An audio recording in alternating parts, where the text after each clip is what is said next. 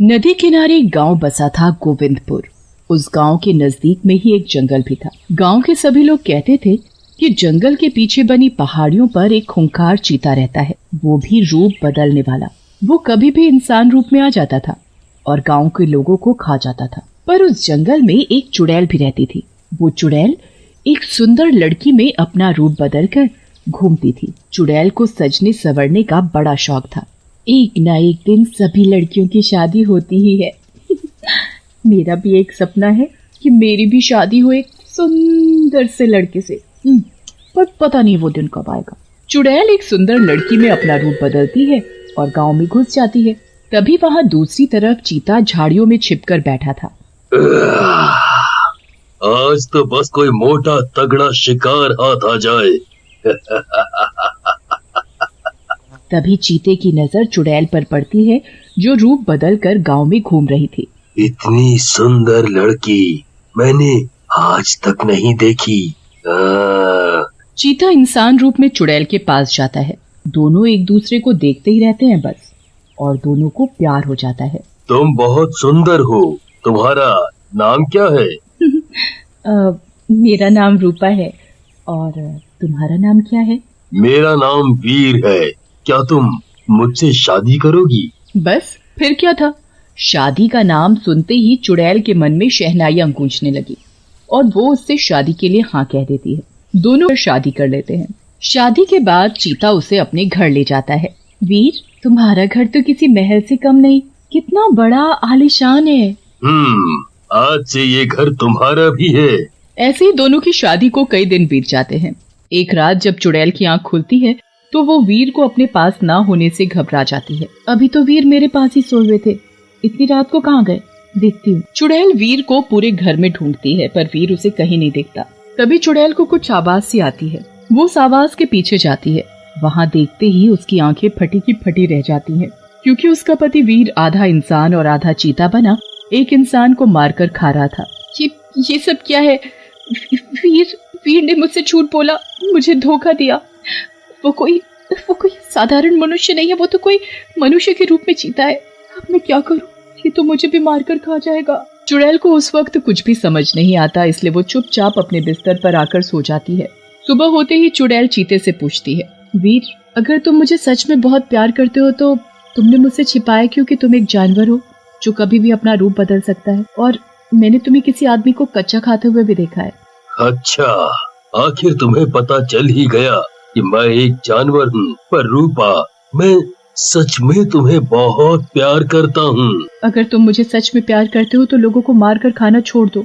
नहीं, ये कभी नहीं हो सकता। मैं धीरे धीरे गांव के सभी लोगों को खा जाऊंगा। मैं तुम्हें ऐसा कभी नहीं करने दूंगी। मैं उन सभी भोले भाले गांव वालों को बचाऊंगी। तुम ऐसा कुछ नहीं करोगी। मैं चीता हूँ, चीता, जंगल का सबसे खतरनाक जानवर। रूपा उसकी एक नहीं सुनती और तभी रूपा गांव में जाती है, गांव के लोगों को आगाह करने। सुनो सुनो सुनो गांव वालों, सुनो, सभी अपने अपने घरों से निकलो, मैं तुम्हें एक बहुत जरूरी बात बताने आई हूँ। रूपा की आवाज सुनकर गांव के सभी लोग वहाँ इकट्ठा हो जाते हैं। क्या हुआ? क्यों चिल्ला रही हो, और कौन सी जरूरी बात है? बात यह है कि जंगल में एक चीता रहता है और वो ही आए दिन गांव के लोगों को उठाकर ले जाता है और उसे अपना शिकार बनाता है, उसे मार कर खा जाता है।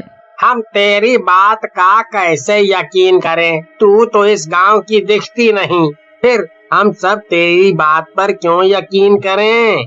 मैं सच बोल रही हूँ, मेरी बात का तुम सब यकीन करो। इतना बोलते ही चीता वहाँ गांव में घुस जाता है और जोर से दहाड़ता है। उसे देख सभी गांव वाले थर थर कांपने लगते हैं और अपने घरों में जाकर छिप जाते हैं। वो लड़की तो वाकई सच बोल रही थी, ये तो सच में चीता है। मैं तुम सबको नहीं छोड़ूंगा, सबको खा जाऊंगा। तुम कहीं भी छिप जाओ, मुझसे बचकर नहीं जा सकते। फिर क्या था, चीता मनीष के घर का दरवाजा तोड़कर अंदर घुस जाता है और मनीष को अपने पंजे से खींचता हुआ बाहर ले आता है। बचाओ बचाओ, कोई तो मुझे बचाओ, छोड़ दे ओ चीते, मैंने तेरा क्या बिगाड़ा है? चुप कर, नहीं तो अभी खा जाऊंगा। मैं कितना ताकतवर हूँ, मुझसे ताकतवर यहाँ कोई नहीं है। मैं यहाँ रोज आऊंगा और रोज एक आदमी को खाऊंगा। छोड़ दो उसे, नहीं तो अच्छा नहीं होगा।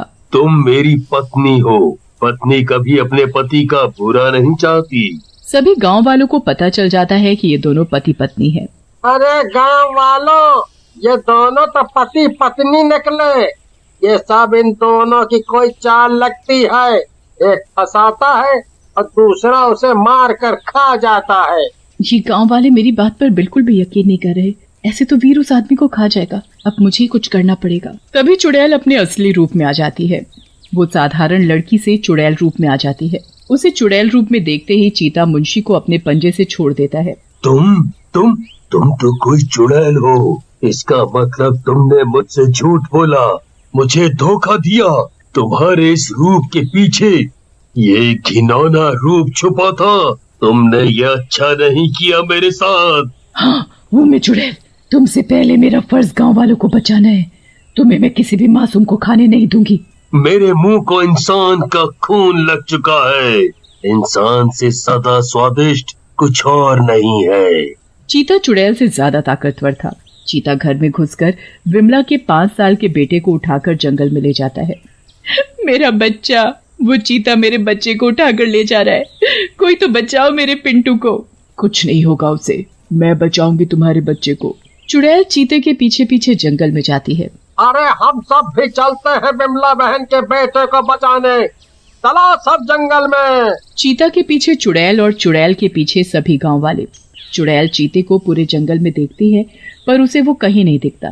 थक हार कर चुड़ैल वहीं बैठ जाती है और रोने लगती है। ये जो कुछ भी हो रहा है सही नहीं हो रहा। वीर, मैं तुमसे बहुत प्यार करती हूँ और मुझे पता है वीर भी मुझसे उतना ही प्यार करता है। अब मैं क्या करूं, कुछ समझ नहीं आ रहा। एक तरफ गांव वाले और दूसरी तरफ वीर। तभी चुड़ैल के पास एक बुजुर्ग आदमी आकर खड़ा हो जाता है और चुड़ैल से बोलता है, मत रो बेटी। तुमने मुझे बेटी बोला, मैं किसी की बेटी नहीं हूँ। मैं तो चुड़ैल हूँ, चुड़ैल। मैंने देखा था गांव में हम लोगों के लिए तुम अपने पति से भिड़ गई। तुम हम लोगों का भला चाहती हो, बुरा नहीं। हम सब ने तुम पर यकीन ना करने का नतीजा देख लिया।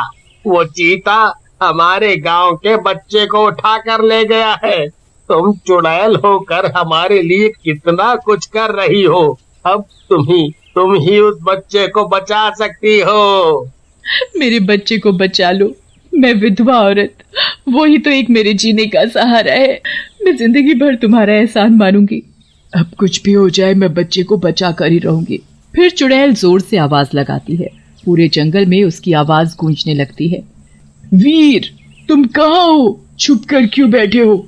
हिम्मत है तो बाहर आओ, मेरा सामना करो। आवाज सुनते ही तुरंत चीता चुड़ैल के सामने आ जाता है और फिर सामने आते ही चीता और चुड़ैल दोनों काफी देर तक आंखों में आंखें डालकर देखते रहते हैं। चुड़ैल अब चीता के सामने वही सुंदर लड़की बनकर खड़ी हुई थी।